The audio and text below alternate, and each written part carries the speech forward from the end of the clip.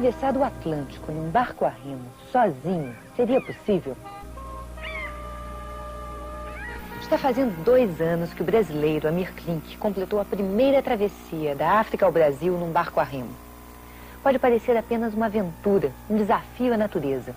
Mas para realizar esse projeto, Amir teve de trabalhar com um rigor científico semelhante ao usado nas viagens espaciais. No Globo Ciência de hoje, nós vamos ver um pouco do método científico e das tecnologias que tornaram esse projeto realidade. A história do Amir Klink é uma história de coragem, de autoconfiança, de determinação, mas é também um exemplo de que com método e com ciência se pode atingir objetivos que às vezes parecem impossíveis de serem atingidos. Amir, 2 anos depois da travessia do Atlântico Sul, como é que você avalia esse feito que foi atravessar o Atlântico? Primeiro, eu estou morrendo de saudades. Eu acho que os 100 dias que eu passei no Atlântico foram 100 dias maravilhosos. Foi uma viagem confortável, foi uma viagem principalmente muito bonita e principalmente não porque eu cheguei em paz na Praia da Espera, mas porque tudo que aconteceu tinha sido previsto num projeto que foi muito bem trabalhado 2 anos antes. Eu acho que essa foi a maior alegria, de cumprir à risca o projeto. Como é que você começou a se interessar, a pesquisar, como fazer o planejamento para essa travessia? Foi no dia em que eu percebi que o grande segredo da viagem era simplesmente saber conviver com as forças da natureza, saber me harmonizar com o mar, é que eu fiquei decididamente e fatalmente apaixonado pela viagem. Agora, durante a viagem você teve que enfrentar inclusive tubarões, né? Você teve que cuidar do casco por baixo com tubarões à tua volta. Como é que foi isso?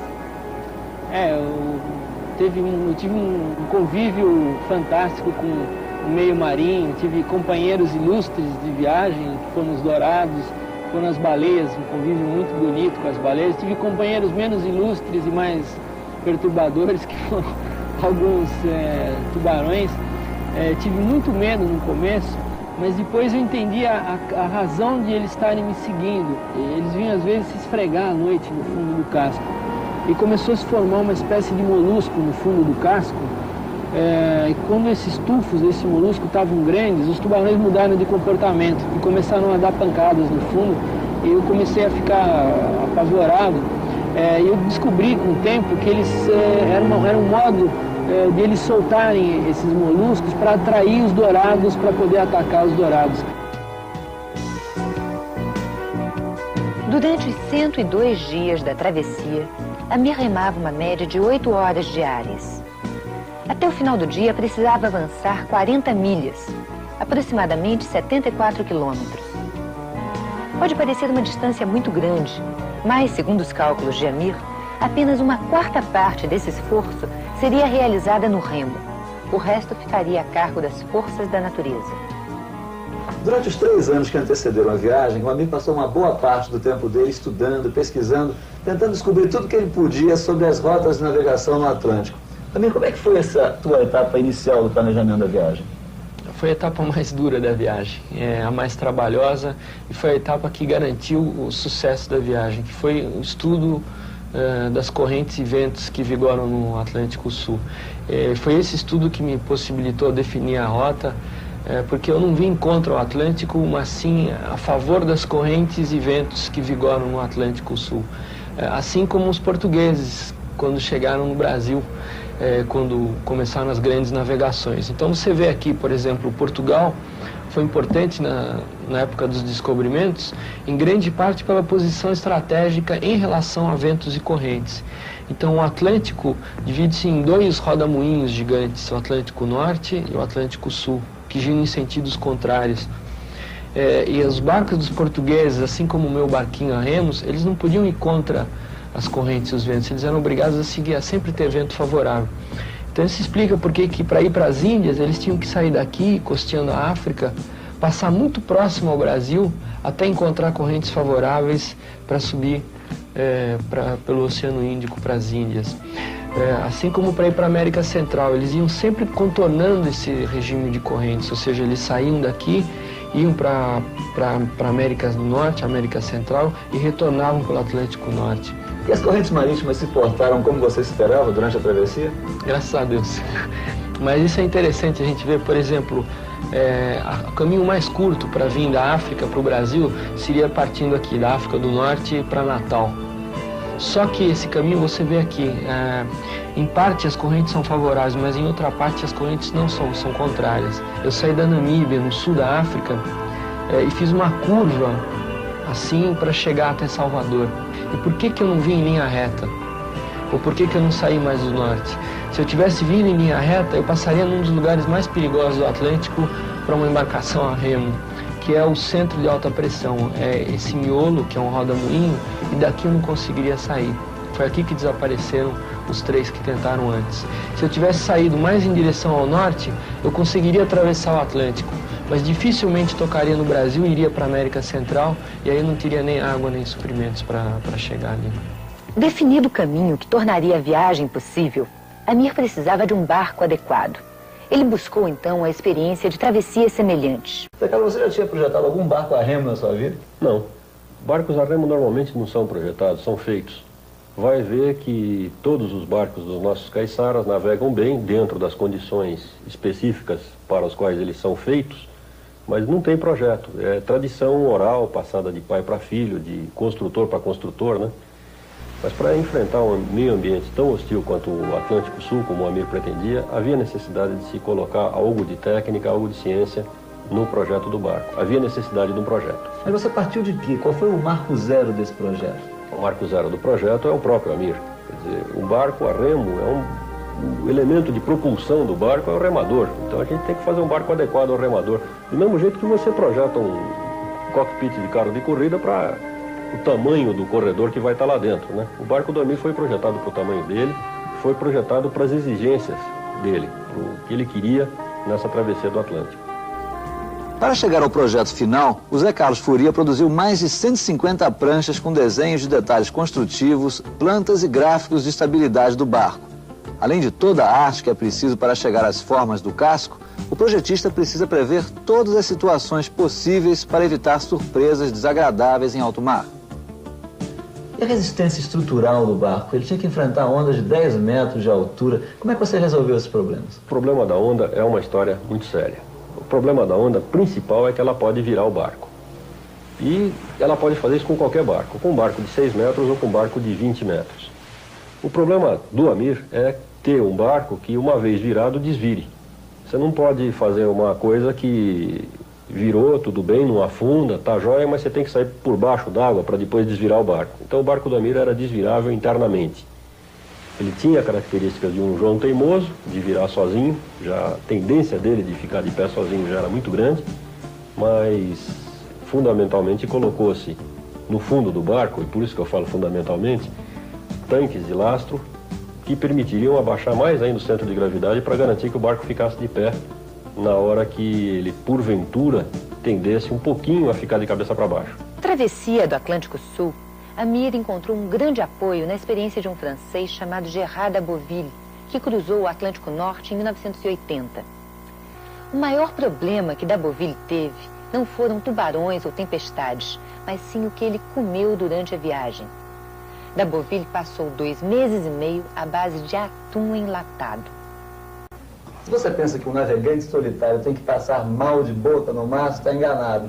Essa daqui é uma refeição típica das que o Amir fez durante a travessia do Atlântico Sul. Feijão, arroz, salada de vegetais, croquetes de soja e sobremesa de curau e ainda um suco de laranja.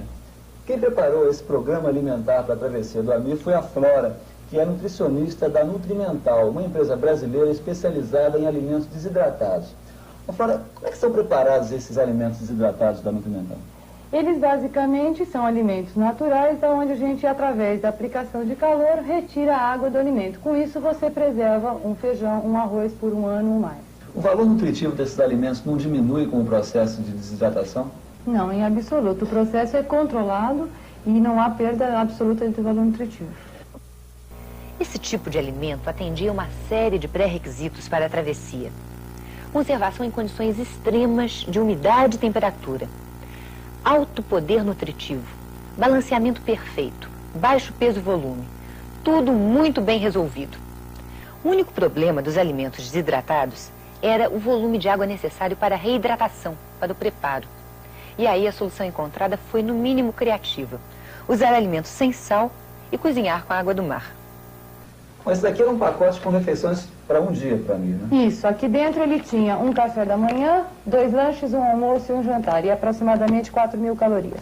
Além desse cardápio, que seria um cardápio normal, ele tinha cardápios para diarreia, para constipação intestinal, cardápios de emergência, ou seja, em situações que ele não pudesse cozinhar os alimentos, e cardápios de sobrevivência. E ele podia variar o cardápio ou ele tinha que comer sempre feijão, arroz, salada de vegetais e croquete? Não, ele variava o cardápio. Ele tinha 15 cardápios diferentes, ou seja, ele só repetia esse cardápio, por exemplo, a cada 15 dias. Florinha, é fácil preparar um pirê de batata desidratado aqui como esse? Extremamente fácil. Basta você ter água fervida, no caso era água do mar fervida. O água do mar já tinha o sal? Já tinha o sal. E adicionar os flocos de batata, misturar bem e o produto está pronto. Posso dar uma provadinha? Vamos ver se é bom mesmo esse pirê. Realmente igualzinho um pirê feito na casa da gente. Gostoso, né? Comer bem pode ser meio caminho andado para o equilíbrio emocional de um navegador solitário. Mas e a solidão?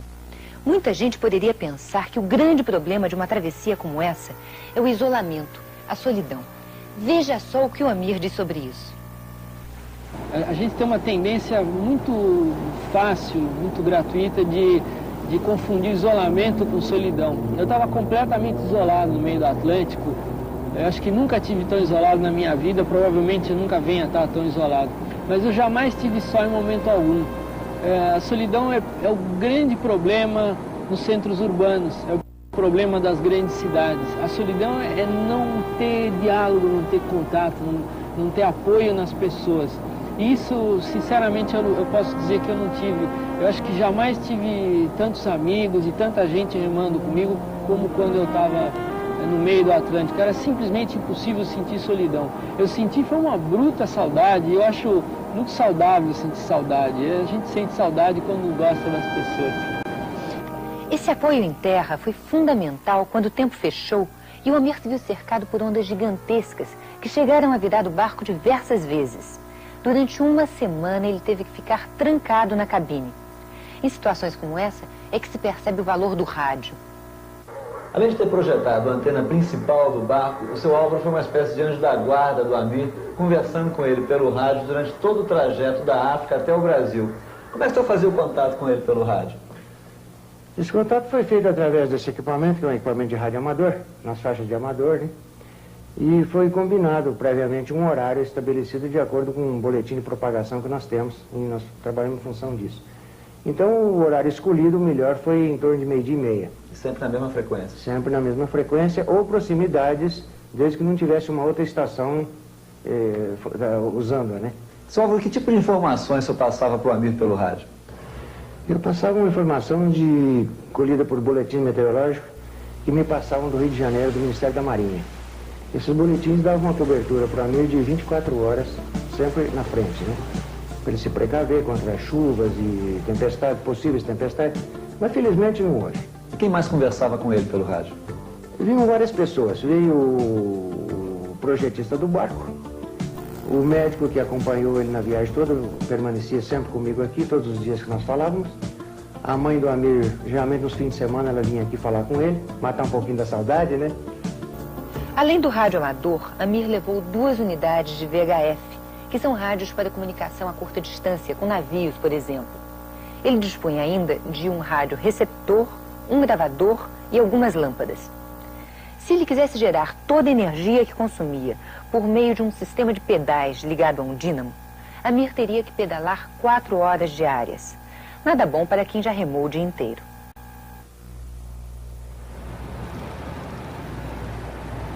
Todos os problemas de energia do Amir foram resolvidos dessa forma, utilizando a energia do sol e utilizando células solares como essa daqui, que são fabricadas pela Heliodinâmica, que é uma indústria nacional aqui de São Paulo e que é a única do hemisfério sul que fabrica esse tipo de células solares. O Conrado é engenheiro eletrotécnico e foi quem assessorou o Amir nesse projeto energético da travessia do Atlântico Sul. O que você recomendou para o Amir para ele levar no barco? Bom, quando o Amir chegou aqui, ele já tinha a certeza que ele teria que resolver o problema dele de energia com energia solar. O francês que havia cruzado o Atlântico Norte recentemente tinha utilizado um painel solar para energizar o barco. E nós fizemos os cálculos de quanto seria o consumo dos equipamentos que ele levaria a bordo, considerando rádios e gravadores, e chegamos à conclusão que um módulo desse daqui seria suficiente para a energia do barco. Aconselhamos que ele levasse mais um de reserva. Atualmente vocês já estão fabricando um outro tipo de painel para navegação, que é esse daqui, né? Exato. Qual é a diferença entre os dois? Nesse caso aqui, o painel fica inteirinho embutido dentro de uma peça do barco em fibra de vidro e não interfere de maneira nenhuma com a rotina de bordo. Você vê que nesse caso a gente elimina por completo o vidro e a armação de alumínio que pode machucar alguém, sabe? Mas há 2 anos você ainda não tinha desenvolvido essa tecnologia. Né? Se isso tivesse desenvolvido, essa seria a melhor solução para o Amir. Conrado, como é que funcionam esses painéis? De que são feitas essas células? Bom, a célula ela é feita, e é um semicondutor feita com silício monocristalino. O silício é um material que vem do quartzo, é um material muito abundante, isso é importante. Nós temos uma reserva muito grande aqui no Brasil, mais de 95% da reserva mundial. E a célula inteirinha produzida aqui no país, e ela transforma a luz, a energia que vem num fóton, ela consegue converter diretamente essa energia em energia elétrica. Pela tecnologia desenvolvida, inicialmente o quartzo é transformado em cilindros de silício monocristalino. É um processo de fusão e recristalização sob condições controladas. Depois do corte do cilindro em fatias, os técnicos fixam uma grade de metal que coleta as cargas elétricas geradas pela incidência da luz. Após a montagem, todo o painel é envolvido por uma resina que impede o seu desgaste. A energia solar é um dos recursos que poderão ter melhor aproveitamento no Brasil. A experiência de Amir mostra que isso é perfeitamente viável e ele já está pensando em utilizar a energia solar numa outra aventura. Explorar a Antártica sozinho num barco à vela. Amir, e teus planos para ir à Antártida sozinho no veleiro? Como é que estão os planos? Olha, o projeto da Antártica vai bem, é um projeto totalmente diferente da travessia do Atlântico. Mas ele é muito semelhante no espírito, ou seja, não é um desafio contra a Antártica. É, acima de tudo, um problema de saber conviver com os obstáculos que estão na Antártica. Como é que o barco vai passar o inverno na Antártica? É um barco totalmente diferente, é um veleiro, um barco grande, especialmente concebido para navegação polar. Então ele vai ficar preso no gelo durante 10 meses aproximadamente. E ele tem um desenho de casco em que, ao invés de ser esmagado pelo gelo, ele vai ser levantado. E vai se transformar na minha residência de inverno na Antártica, o barco. Você vai ficar morando no barco o tempo todo? Eu devo ficar no barco até completar o congelamento. E uma vez congelado, aí eu vou ter 10 meses para passear sobre o mar congelado e visitar as bases próximas da Antártica e concluir um trabalho de documentação e de registro que eu estou fazendo na Antártica, que começou esse ano já. E quando é que você está pensando em partir para a Antártica? Eu devo fazer uma segunda viagem de estudos para a Antártica, talvez nesse ano ainda, e eu parto para a invernação no final do ano que vem, e só retorno no próximo verão, quando ocorrer o descongelamento, depois de uma ausência de 1 ano e 2 meses. Quando antes disso, você vai voltar ao Globo Ciência para nos contar mais dos seus planos para a Antártica. Assim espero.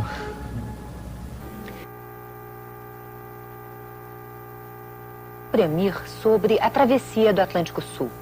Ouça um trechinho. Um tempo em que aprendi a entender as coisas do mar, a conversar com as grandes ondas e não discutir com o mau tempo, a transformar o medo em respeito, o respeito em confiança. Descobri como é bom chegar quando se tem paciência. E para se chegar aonde quer que seja, aprendi que não é preciso dominar a força, mas a razão. É preciso, antes de mais nada, querer. E depois dessa viagem com Amir Klink, vamos ver o assunto do Globo Ciência da semana que vem.